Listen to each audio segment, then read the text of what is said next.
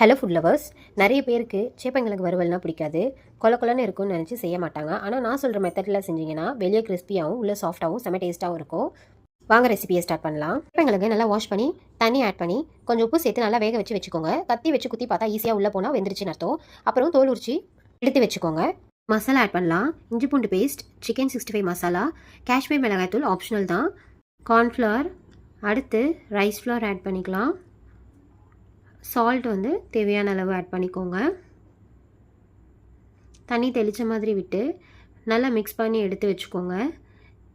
Mix பண்ண பிறகு ஃப்ரிட்ஜில் ஒரு 1 ஹவர் முன்னாடி கூட எடுத்து வச்சுக்கலாம். அப்படியும் இல்லைனா முன்னாடி நாள் நைட்டு கூட இந்த மாதிரி மசாலாலாம் கோட் பண்ணி ஃப்ரிட்ஜில் வச்சு எடுத்துக்கு மறுநாள் செய்யலாம். இப்போது கிழங்க ஃப்ரை பண்ணிக்கலாம். தேவையான அளவு ஆயில் ஆட் பண்ணிவிட்டு கிழங்கு எல்லாத்தையும் ஆயிலில் ஆட் பண்ணிக்கலாம். நல்லா 2 சைடுமே ஃப்ரை ஆகிற மாதிரி லோ ஃப்ளேம்லேயே வச்சு ஃப்ரை பண்ணுங்கள். அப்போ தான் நல்லா கிறிஸ்பியாகவும் இருக்கும். ஒரு சைடு நல்லா கோல்டன் ப்ரௌன் கலரில் வந்த அப்புறமேட்டு திருப்பி போடுங்க.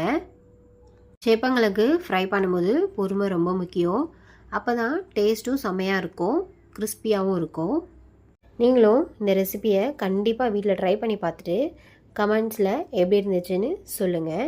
நானும் கமெண்ட்ஸ் எல்லாத்தையும் படிப்பேன். இப்போ 2 சைடுமே ரோஸ்ட் ஆன பிறகு எல்லாத்தையும் எடுத்துக்கலாம். அவ்வளோதான் ஃப்ரெண்ட்ஸ். வெளியே மொறுமொறுன்னு கிறிஸ்பியாகவும் உள்ள சாஃப்டாகவும் இருக்கிற செம்ம டேஸ்டியான சேப்பங்கிழங்கு வறுவல் ரெடி.